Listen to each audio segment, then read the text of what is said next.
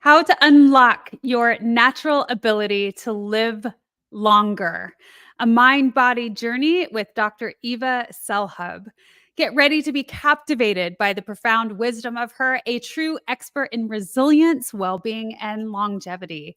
With her transformative books like Resilience for Dummies, Burnout for Dummies, The Love Response, Your Healthy Destiny, and Your Brain on Nature, Dr. Selhub will take you on a mind body adventure. Join us as we explore the depths of resilience, uncover the impact of burnout on your well being, unravel the intricate connection between love and health, and unlock the secrets of nature's nurturing power. Dr. Selhub's metaphorical language, thought provoking questions, and descriptive imagery will transport you to a world of possibilities where your true potential awaits. Tune in now. Welcome to the Wellness Driven Life Show, where you're about to go on a wellness driven ride.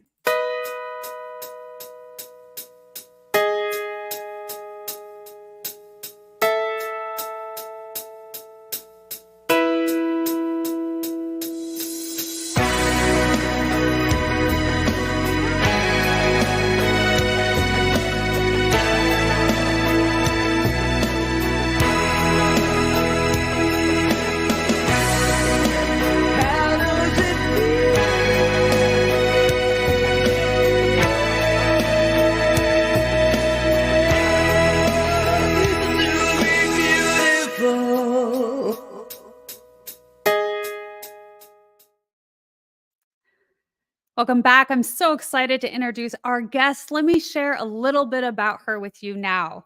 Dr. Eva Selhub is an internationally recognized resiliency expert, physician, author, keynote speaker, and spiritual advisor for leaders.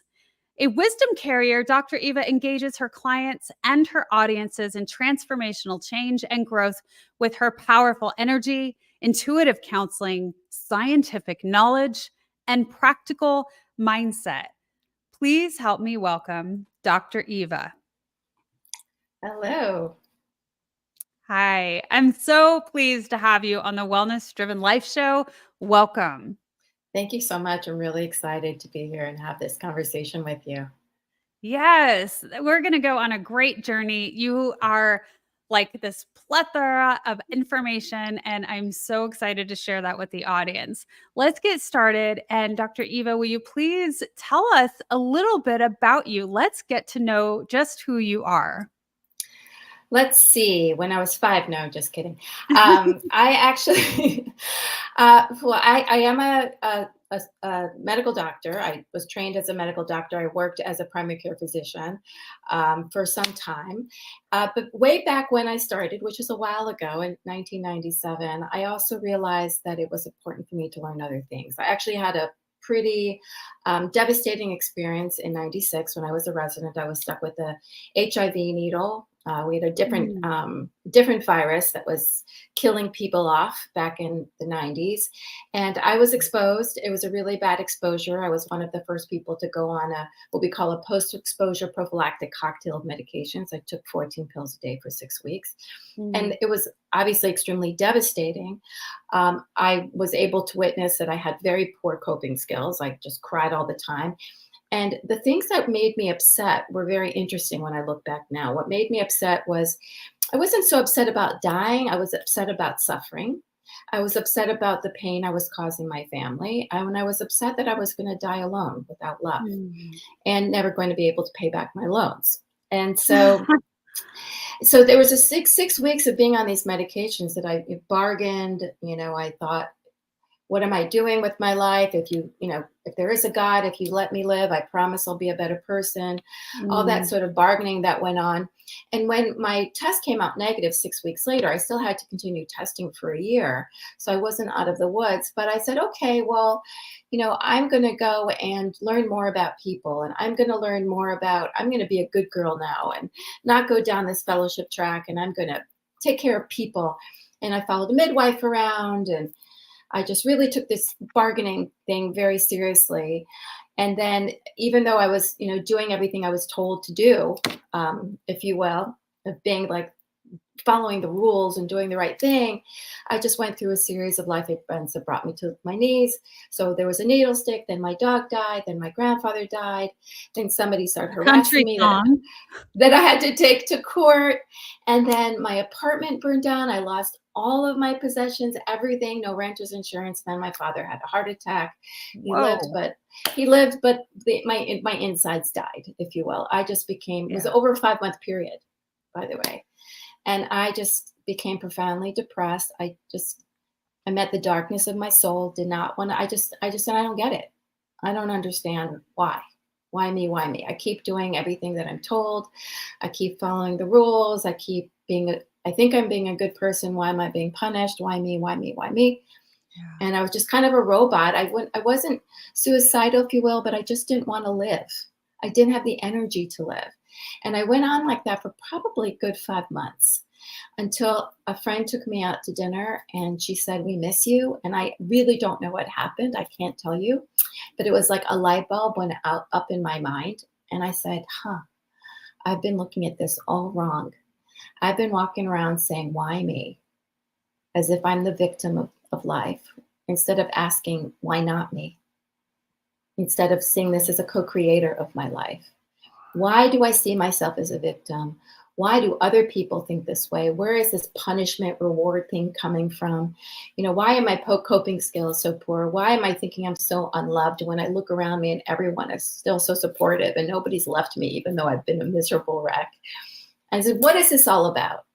And that's when I started volunteering at the Mind Body Medical Institute at Harvard to learn about mind body medicine, about meditation and cognitive behavioral therapy and nutrition, and how all these other factors, what they had to do with health and healing, because I needed to learn.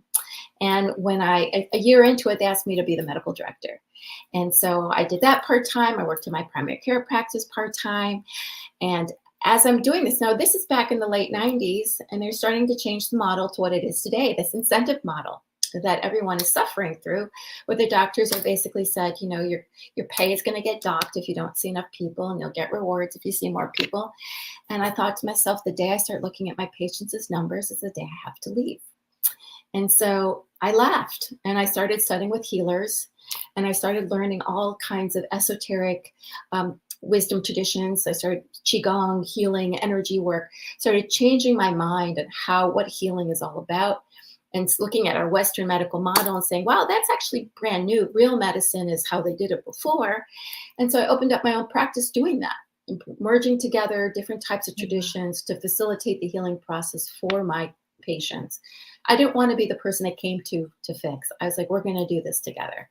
And I did that for 20 years. I did that until 2019. During this time, I'm writing books and I'm going out into the public and I'm doing a lot of speaking, and I'm feeling like there's got to be something more than just this one. I like my patients, but there's got to be something more than this, because people aren't changing. The world is still the same. Mm. And even though we've had all this progress, the medical system is broken, the education system is broken, politically we're broken, And I said, well, we need more care. So I thought, well, how can we change people? I said, well, they spend most of their time at work. So if we create loving cultures at work, then people will feel more loved, and then they'll change and they'll start taking better care of themselves, et cetera, et cetera. So I started venturing into working in the corporate world with leadership to start creating cultures of care within the companies. And that sort of led to meeting more people, and then, meeting individuals who are in sort of crypto technology and AI and sort of in the mystical world of psychedelics. And it's all sort of opens up to, wow, we can actually create new ways of helping people, of creating large cultures of care where everybody's benefiting. And so that's sort of where I've sort of progressed from, regular medical doctor with, who thought that this was the way you go, to anything's possible, and learning about love and learning about all these types of wisdom traditions, learning about how we can really, anything is possible versus that nothing is possible mindset that I had to begin with. And that's who I am today. That's why I call myself a wisdom carrier. I feel like I've just learned so many different things, and I want to share and help the world change into a better place. You definitely are a wisdom carrier. Absolutely. My gosh. And life is so Beautiful. When we go through these traumas and these events and these ups and the downs and the roller coaster ride of life, and we come to a point where we're able to look back at that and say, this is why these things happen. Or if these didn't happen, I wouldn't have learned this. And you have gone on such a journey where you have been gifted with so many experiences in order to learn from, in order to gain that wisdom from. So thank you so much. And I'm very excited. Like for a moment there, I'm like, wow. I mean, this is a plethora of experience, and you're going down all of these different rabbit holes and you're doing all of these things. And then you say, when you think that you've done it all and you've learned it all and you're doing all the things, you're like, but I needed more. There's more. And I think that that's another beautiful aspect where we come to those points often enough to where we're like, but there's bigger things that we are unaware of that I want to explore. Yeah, I think that's really the beauty. And really, the beauty of resilience is Yes. curiosity. It's being curious. The minute you lose curiosity, you become rigid and you die. And we've been gifted with this a human mind that is always open to learning, and we don't know why things happen. And for us to say, oh, this is why, that's okay, to make meaning. I don't so much as look at a situation, say this is why it happened. It's sort of like I don't sit there and say, like, what's the meaning of life? I think about, how do I bring meaning into my life? Hmm. Right. So I look at every situation as an opportunity to bring meaning into my life, and how I interpret it and how I make meaning from it. That's going to be a personal thing. A lot of people say, well, this happened because, well, I don't know if that's why it happened, but if it helps me feel better, then sure, why not? But I think, sometimes stuff just happens, and it's what we do with it. So it's where, you can either look at life as happening to me. You can even look at life as happening for me, which is still kind of the same mindset, because life isn't happening for me, life is happening with me. It's like when we look at animals and say, well, this animal was put here for me, or this tree was put here for me. Well, no, this tree is a living being, life force that's here with me, right? Yeah. So life is happening with us, and how we then co-create is going to be up to us. And part of that is being curious, looking at situations as opportunities for growth and learning, and bringing more meaning into our life. And sometimes it's challenging and sometimes it's joyful. And either way, we can find ways to make meaning. I love that. Life is happening with us. It's a much less egotistical way of viewing things. And so thank you for presenting that, because that was the first time that I've heard that. So I Mm. appreciate that. There's so much to be said about the yin and the yang, where we're not going into an extreme of anything. And I think that you're exactly right that this is happening to me versus this is happening for me are just on the opposite spectrums. And so where's that middle ground? Well, that's life is happening with me. Exactly, exactly. And and as you can say, you can feel it. It's a very different feeling. It's like, whoa, I have choices. Yeah. It's snowing outside. There's nothing I can do about the fact that it's snowing outside. And now I have a choice. I can be miserable and say, man, I was going to go for a walk, and now, I don't like snow, and I'm going to stay in, and now I'm going to be miserable. Or I can say, well, I don't love snow, but I can still go outside, and I'm going to put on my boots and winter coat, and I'm going to go out anyway. And then you go and have an experience, and who knows who you'll meet along the way. And so the Mhm. trajectory of your life totally changes based on your choice. So we are co-creators. We may not like something, but then what we do about it, how we respond, how we react, can really, you get completely different trajectories, right? From the same situation. You do. And that explorative nature is really a key factor. And I really like that. So, Dr. Eva, you have this plethora of knowledge, and you really dived into so many different uh, techniques that were non-Western, and so I'm curious if you could even, think about some of the most profound things that you came across that you continue to really have more of a set belief in, some of the things that you came in to knowing that still are with you today? Oh my goodness, so much. Well, one of my biggest learning was about love. Hmm. That, I'll tell you this beautiful story. So I was still working in primary care. This is like 2000 or something. No, it was, well, 2002 actually.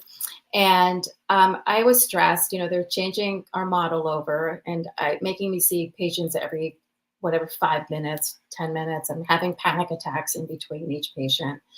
And I'm miserable. I hate this. I hate this. I hate this. And come April 16, 2002, and you say, oh, what happened April 16, 2002? Well, in Boston, we had the Boston Marathon, but it also happened to be when my niece was born. And I was part of the labor and delivery team because I was on staff at the hospital at the time. And she had a cesarean section, and they gave Maya to me first. And I cut the cord. And I don't know if anybody's ever seen a newborn baby, but they're just a bloody mess. And Yeah. and it's not so pretty. But to me, or I should say, and as I held this bloody mess in my hand, time stood still. Time stood still. It was like there was nothing wrong in the world. Everything was going to be fine. I just was filled with this sense of hope and stillness. And I thought about that afterwards, and every time I was with her. And I was like, what is that? What is that? What is that? It's the same feeling I have when I meditate sometimes. What is that?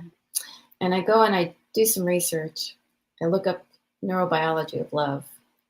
And there, my colleagues actually in Germany had written a paper on it, on the neurobiology of love. And they wrote how it's actually the similar physiological response as what occurs when we meditate, or the relaxation response. It's very similar. And I thought, wow, I see what's going on when that dopamine and oxytocin, that love hormone, flies through my brain. It literally opens up my brain centers, that placebo response, to think anything's possible. It takes away the fear.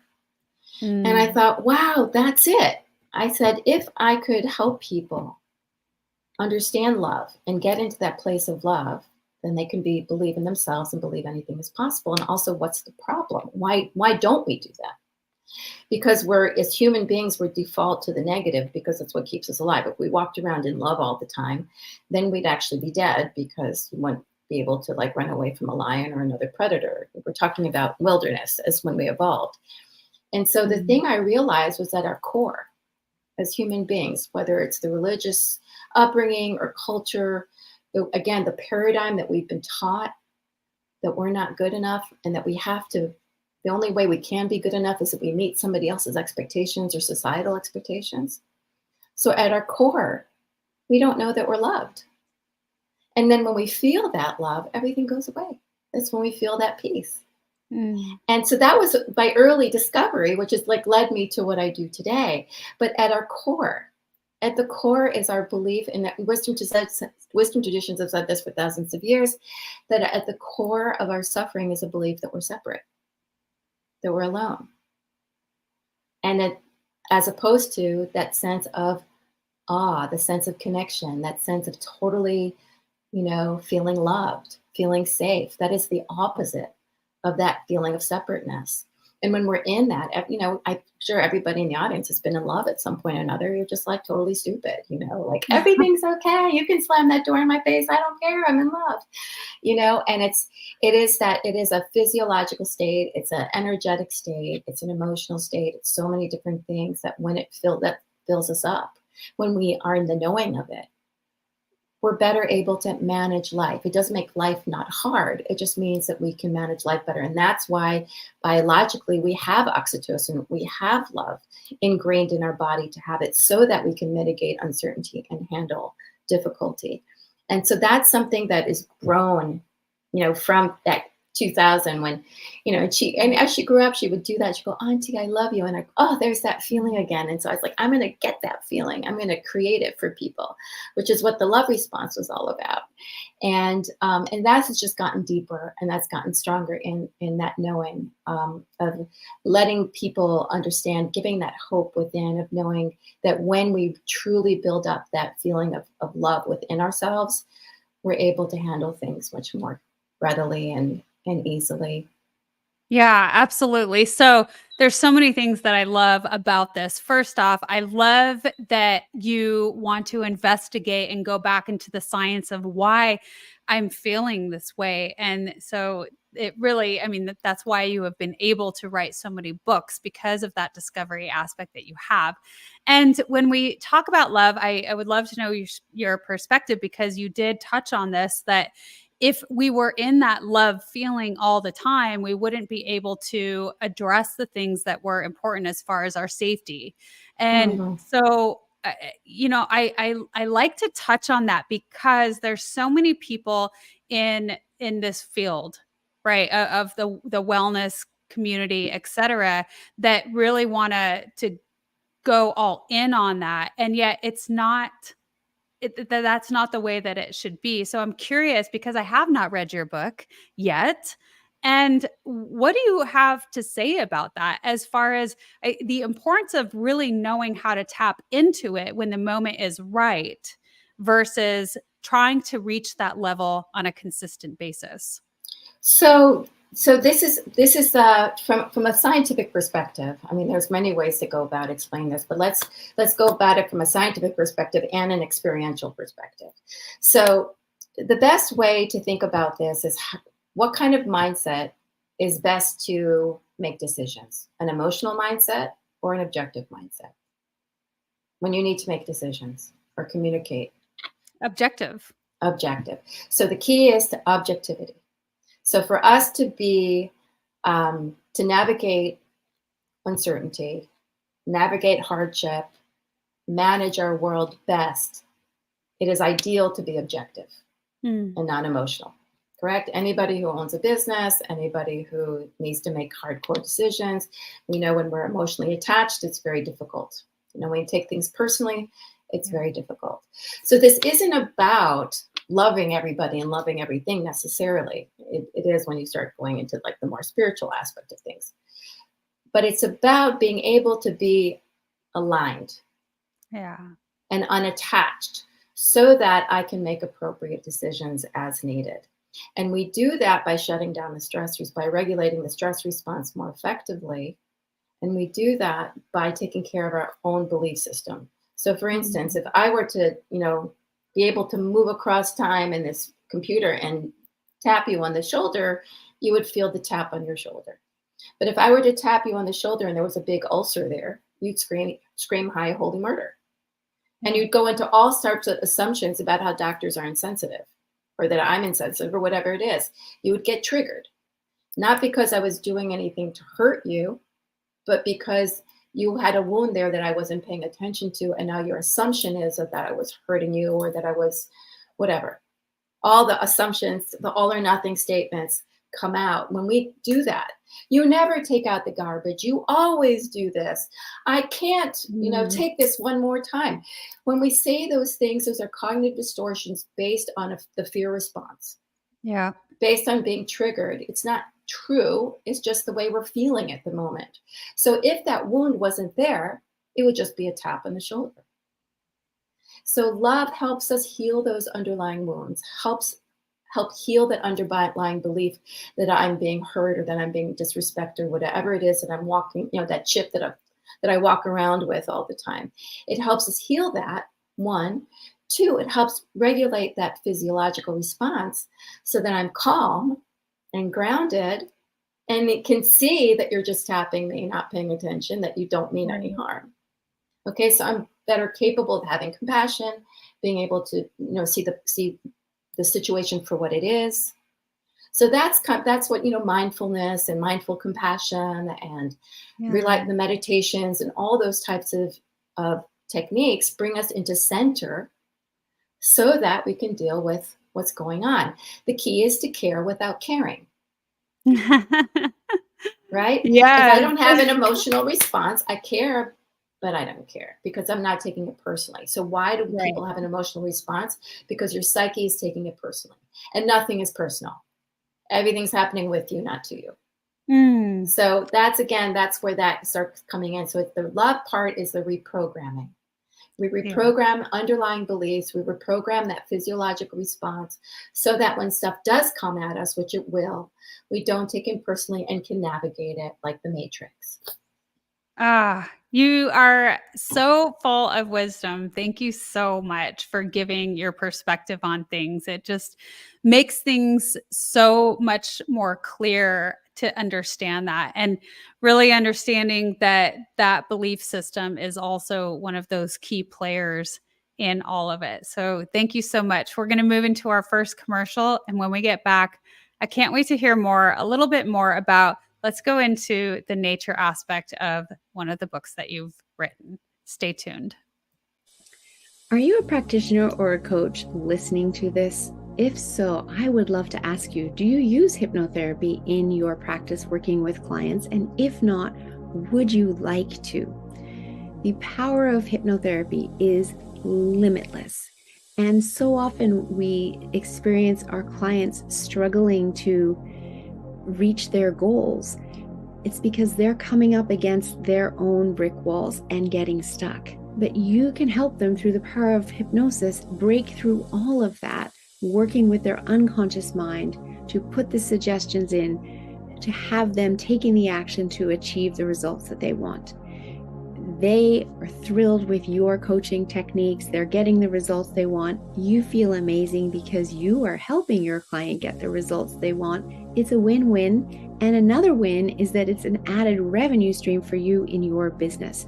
So if you like the feel of helping your clients get the results they want, if you like the sound of that, then definitely reach out, Melissa at yourguidedhealthjourney.com, or click the Linktree link below for my Unlimited Power of Hypnosis class to learn more. It's a weekend designation program that I teach, valid in 42 countries. You write an exam after taking the experiential course, and you can be admitted to the American Board of Hypnotherapy and start using hypnotherapy one-to-one with your clients and have them achieving the results they want. So, welcome back. One of my dear topics is nature, and you have written a book about your brain on nature. And so, Dr. Eva, I would love to have you explain a little bit of how that came to the forefront for you, why it matters, and why you wrote an entire book on it. Well, it's very interesting. The real interesting part to me actually is that it was published, and we wrote it earlier, obviously in 2010, but it was published in 2012. So that was 11 years ago, and it couldn't be more relevant today. That's what's astounding to me. But my colleague, who's a naturopath, Alan Logan, came up to me and he said, I really want to write this book on nature. And he said, you use nature in all your techniques. And in every, when you're working with your patients, use nature with everything. He said, there's something to that. And, it's really important. And we were talking about how we're watching this technology just take over. And this is 2012, mind you. So imagine that we're looking at all the people, like all the screen time is taking over. Children are not going outside, and they're doing all the screen time, and parents are giving them screens to, keep them occupied. And we said, we've got to look into this. And so we did. We looked into all the research of, the nature deprivation syndrome and what was going on, and the increase of anxiety and depression and other types of mental health disorders. And also all the research of how in the past of history and how in the history they used to actually write prescriptions for nature therapy, and how there's different organizations and universities that were doing studies on exposure to nature, whether it was a plant in the room or looking at photos of nature versus concrete jungle, or taking walks in nature versus the concrete jungle, or exercising in nature, or Shinrin-yoku forest bathing, which they were studying in Japan, which literally is bathing your senses or a mindful walk in nature for 20 minutes. And looking at all those studies and saying, this is, it's kind of sad that we have to study this to tell people, hey, you guys, we're going to have a problem. And also, again, that inquiry of, wow, we are nature. We are nature and we are intricately connected to it. And again, we've approached it in a way that has made us separate. And no wonder we're separating ourselves more and more from it, because we've looked at it as separate, something that is there for our benefit to utilize, as opposed to something that we're part of. And so that's what that book was written for. And like I said, it's more relevant today than it was back then, especially post-pandemic. Yeah. So, Dr. Eva, through that journey, what are some of the things, the bigger takeaways, something that was aha for you during that process? There were a lot of ahas. One of the ahas was, I was able to understand why the meditations that did with nature were so powerful, because we have these mirror neurons in our brain that believe we're actually there. And so it has a similar physiological calming effect. It's like, when you go out in nature, they liken it to putting a drop of morphine in your brain. It's just a sense of relaxation, a sense of peace, and a sense of vastness, of connection to something greater than. So I knew that from my own personal experience, but to see the science back that up was really interesting. And also that, how much better, kids did when they had nature exposure, how much better patients healed when they had a view to nature versus, a wall, or they did better when a plant was in the room, or pets, and all the different types of research that's out there, that we need proof how nature is good for us, and the unseen elements. It's just so intricate. It's so beautifully designed. And our body is so beautifully designed in coherence with nature, that these different chemicals that are in the air or that are in the leaves that go through our nasal passages and stimulate our immune system and turn down the stress response. It's just incredible. Yeah. I feel that way too when I go out in nature. I mean, you just feel the difference within you. And you're right. I love that you really came into this understanding of all of that evidence that you were seeing, how profound it really was for us as humans and how connected we really are. Why do you feel that it is more important now than ever? Oh gosh. Well, one is because we've become so disconnected. So it's beautiful that you and I can connect. I'm not poo-pooing technology. I mean, we want to find ways to work with technology. It's here to stay. That's the way it is. However, there's still like that physical connection of, being with another person, and the physical connection of actually being in nature, right? So for evolution to take hold and to change our body, that would need to be kind of millions of years. And humans actually have not been around long enough. And we haven't, and technology certainly hasn't been around long enough. So our brain hasn't, even though psychologically we've acclimated, our brain hasn't. So it's looking at this technology as foreign, it's looking at buildings as foreign, and it's looking at it as, I'm disconnected. I'm cut off.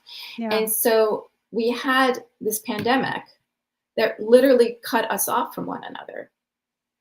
And we have mobile phones and technology that is keeping us glued to things, so that we don't have to connect with each other, and we don't have to connect with anything outside of our little cubicle in our home. And alongside that, we have an increase in mental health problems, increase in suicides, increase in whatever, diagnoses up the wazoo.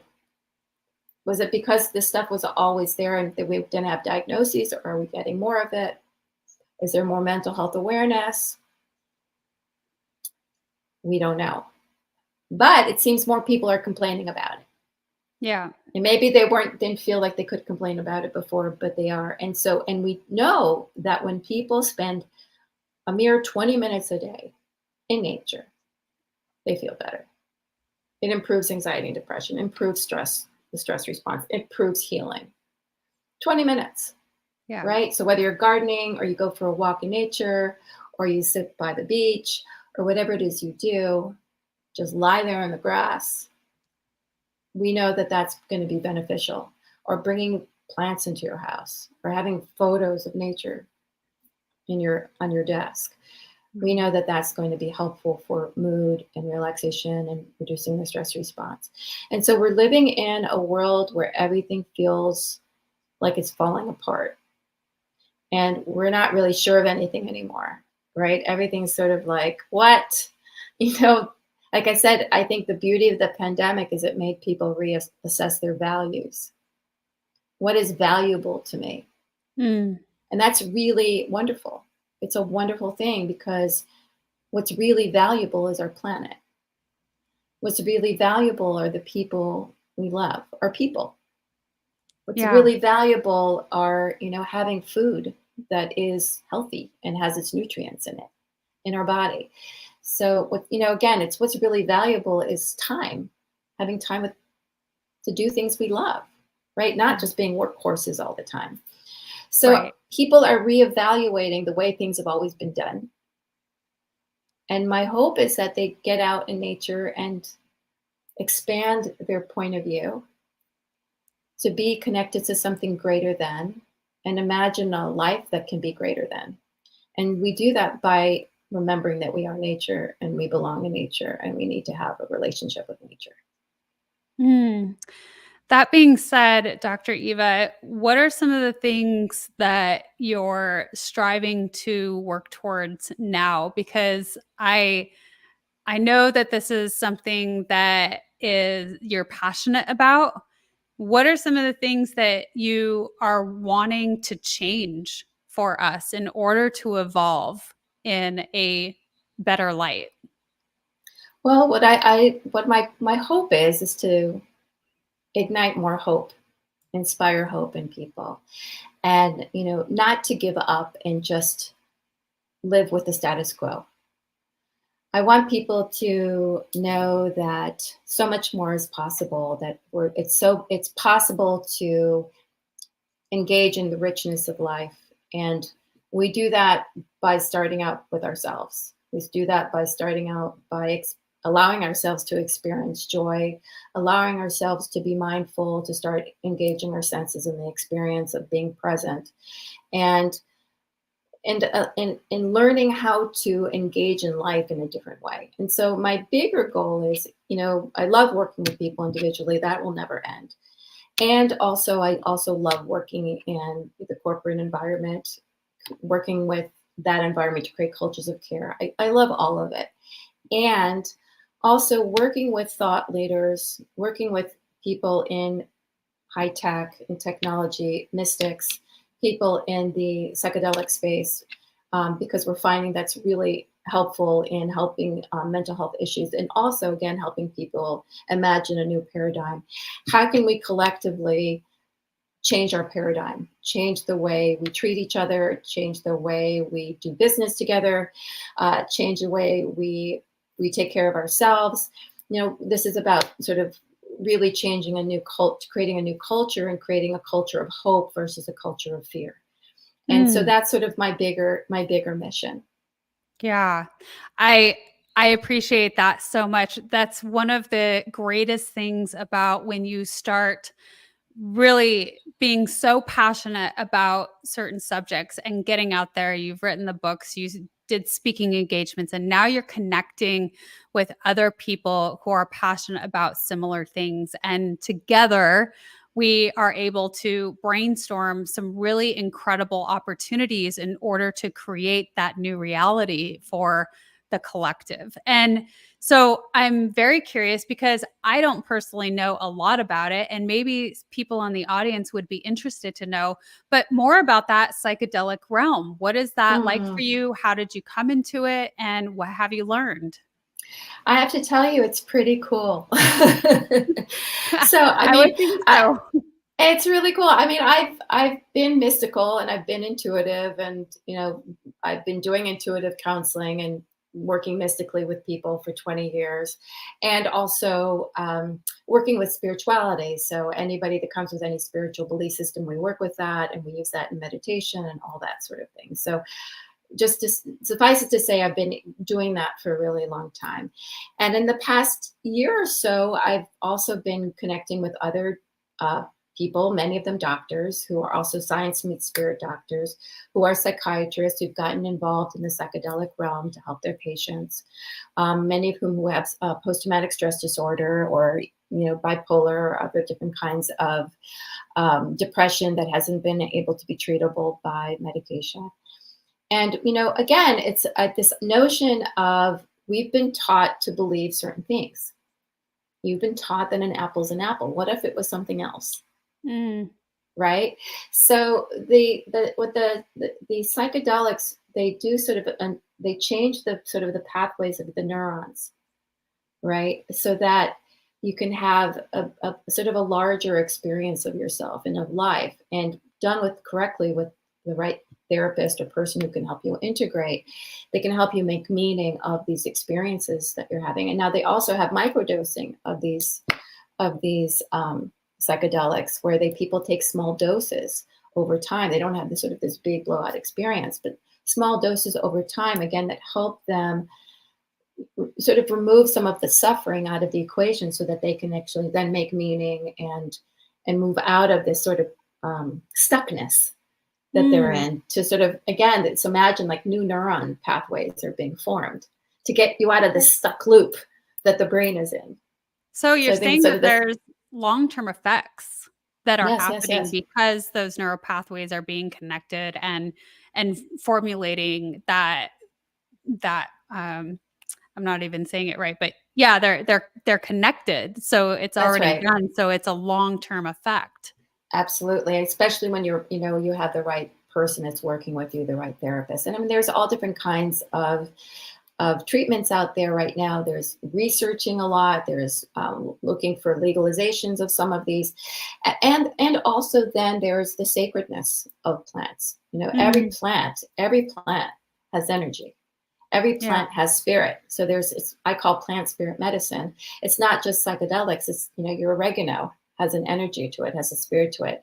And, indigenous tribes and Native Americans, there was a whole ritual around every time they ate. So again, when we bring sacredness into our world we do it through plants, but you can do it through anything, but through plant medicine, right?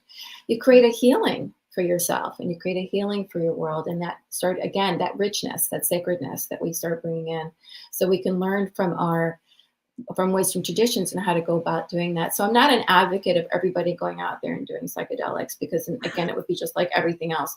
It's about really understanding the spirit, plant spirit medicine, and that Right. we are that it's healing, and that Mother Earth is blessing us with this opportunity to use this medicine, would allow us to be in coherence with the earth, with the planet, with Mother Earth, help us heal. And as we heal, that helps, the planet heal as well. So it's really a beautiful thing. And I really look forward to all the research that's burgeoning at the moment. I definitely see more and more coming up about it. In fact, I think I even saw a documentary on Netflix or one of the platforms of it. We haven't dived into it yet, but now I'm even more curious because again, me personally, I haven't gone into that area so much to research it. So I'm so glad that I asked you. And when you start talking about the energy of things, and then everything does have energy, right? And when we think about that with our food, it's so funny. It brings to mind my daughter, my 20-year-old daughter. We always want our children to listen to us and our wisdom, right? And they just have to start getting older, to start understanding. And so she tells me things, and I just chuckle to myself because I'm like, I've been telling you this your whole life. But she says to me, Mom, did you know that food has energy and fast food has none? And if you eat it, it just does nothing for you. And I'm like, yes, yes, darling.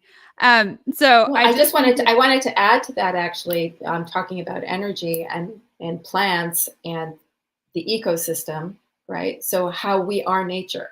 So I don't know if people are aware, but in order for plants to grow and trees to grow, there's a whole ecosystem that enables those roots, that feeds the roots, and the roots talk to each other. There's a whole communication system underground, but also Yeah. all the mushrooms and that are there to support, all the fungus are there to support life itself, and all the bacteria and the parasite, they all are working together. As we call it, a microbiome that Yeah. is living in the earth to support everything to grow.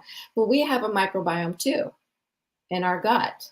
And so a lot of what your brain on nature in concurrent books, what I wrote about was this microbiome. Now it's, the big thing now is taking probiotics in the microbiome. However, it's the same thing. So when you eat fast food, that microbiome literally starves. Yeah. And so when that starves, your gut, gets holes in it, and your inflammation gets through, and it can't support you to thrive. Yeah. Just like we destroy the earth. Yeah. So again, back to like life is happening with us. So Yeah. I just love that message. Life is happening with us. I'm so pleased that you bring that to this audience. So we're going to move into our second commercial. And when we get back, we're going to share some personal photos of yours. And so I'm excited to do that. Stay tuned.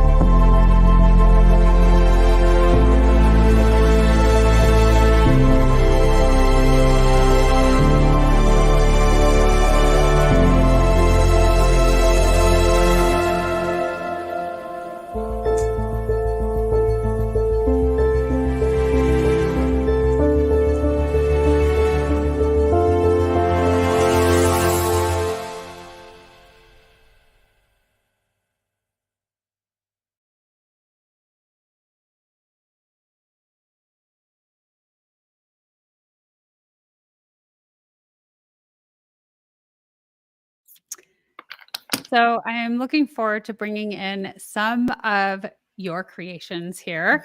This is a photo of all of the incredible information that you are putting out into the world, this wisdom that you have done. So if you want to share just briefly about each one, you may. Sure.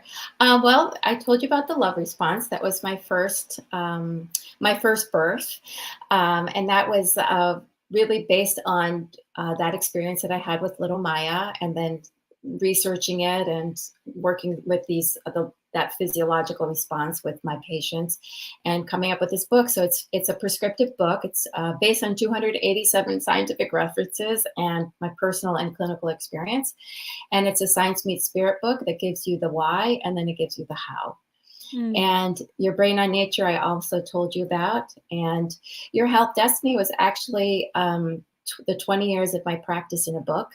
Basically, the premise is that you have the power to change your health destiny. Just because you've been given a label, a disease, it doesn't mean that it's going to manifest itself. And it's a merging of Eastern and Western medicine, and the tools that you need to heal yourself, from meditation to going into the body and seeing what it's trying to tell you, to nutrition and exercise, as well as what are the things that your doctor needs to hear about. What does Western medicine say about this part of your body? So it's broken down into systems. And then the stress management handbook is sort of taking things from the love response and your health destiny, and then more current stuff that I wrote into a workbook, and literally just something you can write in, and a lot of the different exercises and tools of managing, and what I say, using stress so it doesn't use you, so using it to your advantage. Mm. And then the last two books were books that the Dummies folks had asked me to write. They asked me to write during the pandemic and then after the pandemic.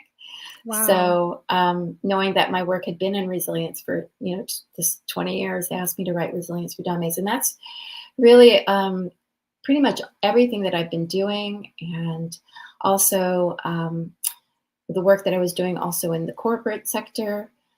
It just, yeah, I don't know if people are familiar with Dummies books, but you don't have to read it from beginning to end. You can open it up at any chapter and you'll get plenty of information. So, and the same thing for Burnout. And Burnout was actually a book that was originally supposed to be written by somebody else.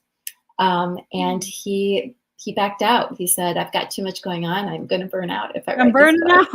out. And Yeah. so they asked me to write it, and it was interesting because I started out with his outline, and he's a person who does mindfulness and compassion, and I liked that piece. So the basis of Burnout is really about compassion, but it's Mm. also filled with all the science and other tools and techniques that are practical. And again, you can open up to any chapter and it will give you the how to and what's it all about, and whether it's happening at home or whether it's happening at work, and what you do about your job if you're unhappy. What do you do if you're a leader, and how do you take care of your people? So that's in both books. So it It sounds covers like pretty much everything. Yeah, it sounds like so much of your work is really easily accessible for tips and tricks that people can, you know, just apply in whatever it is that they're doing and are interested in knowing more about. Yeah. So we go Mhm. into this That's little beautiful photo. Maya. Ah, She's now, by the way, 21, but that's one of my favorite photos when she was 3. I like So that that too. just shows the love that we have together, and how she reminds me about the preciousness of life. Mm. And that's my other nephew. So he's actually that age. He's 4. So he's also my daily reminder of love and purity and curiosity and playfulness and remembering what's important. Ah. And that's my family. That's my 21-year-old niece is in the back there, and my dad and my mom and my sister. So we're just being silly. Again, it's sort of, life can throw you curveballs, and don't forget to laugh. Yeah, Don't forget to be goofy. yes, that's such a huge thing, laughter. And this was at a retreat, and in my meditative state, somebody took a picture. And remembering how important that is to find our peace and find our center. And you can do that with your eyes open or eyes closed, but important to take that time out. Well, if this is in the middle of a meditative state, what I love about this is the smile on your Yeah, face because absolutely. yeah, I mean that's when it's really good, right? When you're going deep and you just have those thoughts and this amazing, reality that you're creating internally it feels so good. It does. It feels so good. And even if you're not feeling that way, you could actually smile into your heart, and then you can elicit that feeling um, with a smile. I like that very much. So I'm curious a little bit more about when we start talking about living longer. I know we've touched on that just a little bit, but what is some of your take on that? Like, how can people really take the best care of themselves in order to live a longer life? Well, I like to think of living a quality life, right? So a lot of people are living longer, but they're miserable. Remember, I said I Right. wasn't scared. I wasn't scared of dying. I was scared of suffering. Yeah. And so the real key here is living longer with quality. Yeah. And I truly, I'm going to be 56 this year, and I really do think I get younger every year, because I lighten the load. I'm Mm, lightening the stuff that I've been carrying around for so long, and the seriousness. And again, it's not that life isn't serious and there isn't a lot of hardship happening, but it's the taking of myself not as seriously, and having, again, being with the 4-year-old and running around with the 4-year-old and embracing the childlike experiences, being curious. So it's about enlivening our energy. So everything is energy, right? And as we get older, the energy starts to wither, and everything you do is either going to refuel your energy, or it's going to cause your energy to leak. And that's sort of, again, that's really the teachings in all these books, is about energy. Everything is fuel. Everything. The thoughts in your head are fuel. The food that you put in your mouth is fuel. The company that you keep is fuel. Everything is either going to fuel you to thrive or cause you to dive. One or the other. Yeah. Right? And so our choice is, what do I want? Do I want to thrive, or do I want to dive? Because I'm going to dive as I get older. It's just part of the natural occurrence. Now, there's all these biohackers out there that are finding ways to live longer, and it's not denying those things. They just happen to be, a lot of these things happen to be super expensive. So we want to go towards the natural ways I can thrive. So if I know that everything's energy, and I think about, well, what kind of energy do I want to put in my body? We start paying attention. Well, when I eat this, I feel like crap and I feel tired. And when I eat this, I feel great. Yeah. And then we say, well, what's happening to my skin?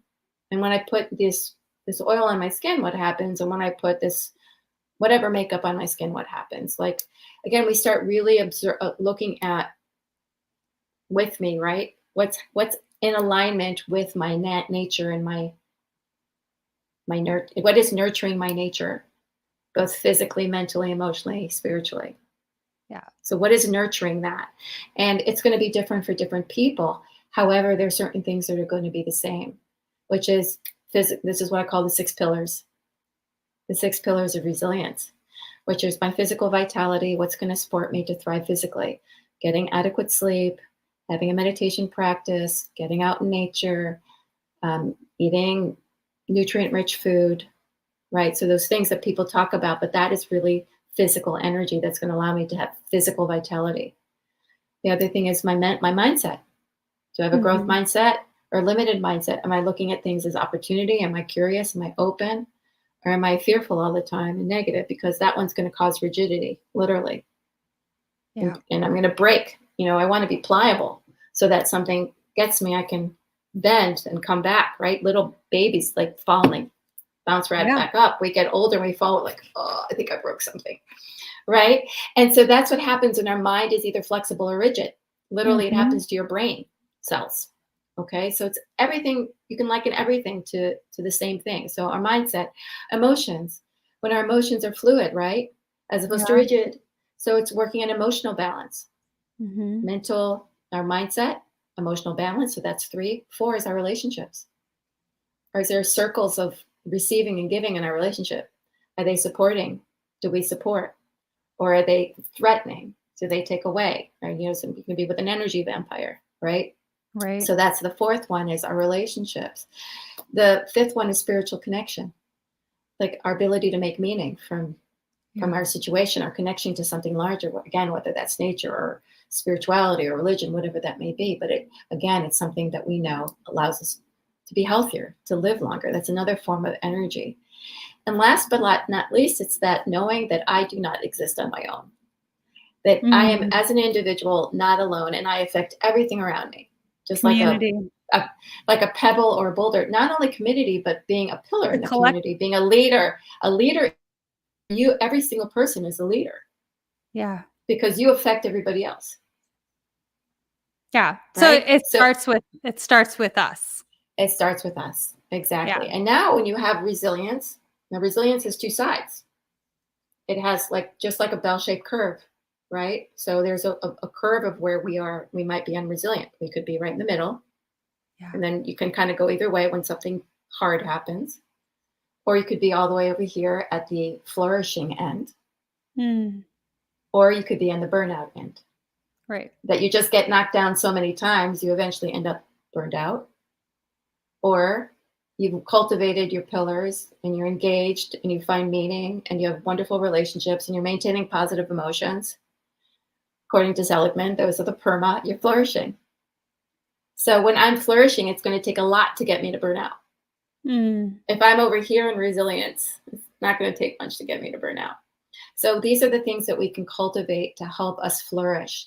And that flourishing is going to allow us to live with quality as long as we can. I love that. I care, but I don't care. Yeah. That's great. That's so great. So I think you kind of touched on one of my other questions was what are some of the things that you do each and every day in order to maintain your overall wellness? But that may just be incorporated with those 6 pillars. Yeah. Yeah. No, I wake up, my morning is mine. So I know many people have to get up and go. I encourage you to give yourself at least 15 minutes before you get up and go, if you can. I give myself much longer. I work for myself. That's the luxury. My morning is mine. I don't schedule appointments or anything else in my morning. And I wake up, I luxuriate with my decaf. I really enjoy it because I love the taste of coffee, of good coffee. Some people have tea, water, whatever that may be. And then I do a little meditation. And then I'll exercise and I'll do my Qigong practice. And then, I'll shower mindfully and then I'll eat mindfully. I really love making my breakfast. And then I start my day. Right? So, that. or I might have started my day and then exercise and all that kind of stuff. But my morning, morning when I'm luxuriating and being mindful and having my meditation or journaling, that's mine. And that sets the tone for the rest of the day. And then it's being mindful throughout the day, taking breaks, making sure you're moving your body, making sure you're having wonderful conversations, making sure that you're doing something joyous and fun, making sure that you're checking in with yourself and allowing yourself to have whatever feelings you're having and being compassionate towards yourself. Those are all things that I do on a daily basis. I have to practice what I preach. Yeah. And it's a continuous practice. I think that's really Constant. important to notate because some people might think, oh, well, as soon as I get to this point, everything's going to be fine and I can just let go. But it's not. It is a continuous practice, a continuous reminder. And that's why you put in the work. That's right. Just when I think I've worked on a negative belief system, I think, I fixed it.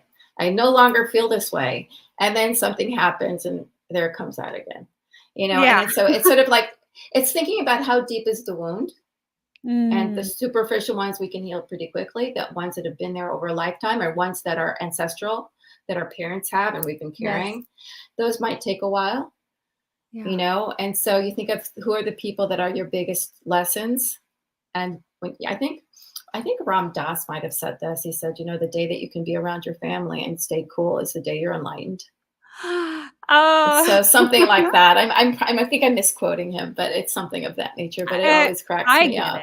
So yeah, it's quoted well enough because I think most people could understand the aha of that. Yes, definitely. That's incredible. And that also reminds me. I have also when it comes to learning, because again we're constantly learning. There's the levels. I call it the levels of O. Right. So I might say something interesting and you'll say, oh, you're putting 2 and 2 together and that makes sense. Oh. So it's kind of cerebral, right? So, oh. And then I might say something that is a felt experience and you go, oh. Right? And then I say it again and then you really get it. Like it's in your gut. It's an embodied experience. And you go, oh. So it's the levels of O. The levels of O are our understanding. And so we need to hear things many times in many different ways until it's fully embodied. It takes a while. So practice. I think when people say, oh, you're so good at this, you're so disciplined. And I don't do things because I have to. I do things because I want to. Right. It's a form of self-love. So, I might encourage the audience to, be aware of your language and say, oh, I need to exercise. I ate too much, or I need to go on a diet, or I feel guilty. I didn't actually. All those types of statements are not going to get you to do those things. So think about, if I loved myself, what would I do for myself? Right? What would I do for my body? What are the ways to nurture? What could I do that could nurture me that I also enjoy? So do things that you enjoy. You enjoy going for walks, find a friend to walk with. If you enjoy dancing, go find a class that you can do some dancing with. Do things that bring you joy. Think of it as self-love. I love that. So important. Well, Doctor, Eva, you have really given me a lot of O's today. And I love that. I love that when my guests can do that. And we have a lot of people on this show. And so it's not always that happens. So I really appreciate your time today. And I believe that the audience has been given a lot of gifts today as well to ponder on and think on. I want to make sure that everybody knows where to find you, who you are. So your website is www.drselhub.com. That is DRSELHUB. For those of you listening in, it is also in the description below. So please make sure to check her out.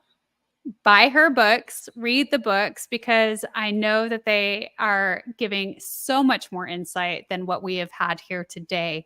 So I appreciate that very much. And we could absolutely talk on and on and on. Is there anything else you want to share with the audience today? No, I think we've covered everything, and just to offer you a blessing of love. And I think one of the affirmations I give people, and this is on YouTube. I have lots of stuff, lots of free meditations on YouTube if you just Google that. And there's a meditation called The Shield that I highly recommend. But in there's an affirmation. It's basically saying, I am enough, I have enough, I have all that I need, come what may, I have all that I need. And so when you're feeling in dire straits, to remember that you have what you need. And even if you really don't, saying, I have what I need, and it will start bringing in, what are the resources? Know that the resources are there, and sometimes it's just a matter of asking. And that, as I wish for you to know that those resources are there and that you are loved. And if you can hold on to that, the people will come, the help will come, the resources will come, because they're out there. Oh, thank you so much. I appreciate your light and wisdom here with us today. And for our audience, thank you so much for tuning in on the Wellness Driven Life Show.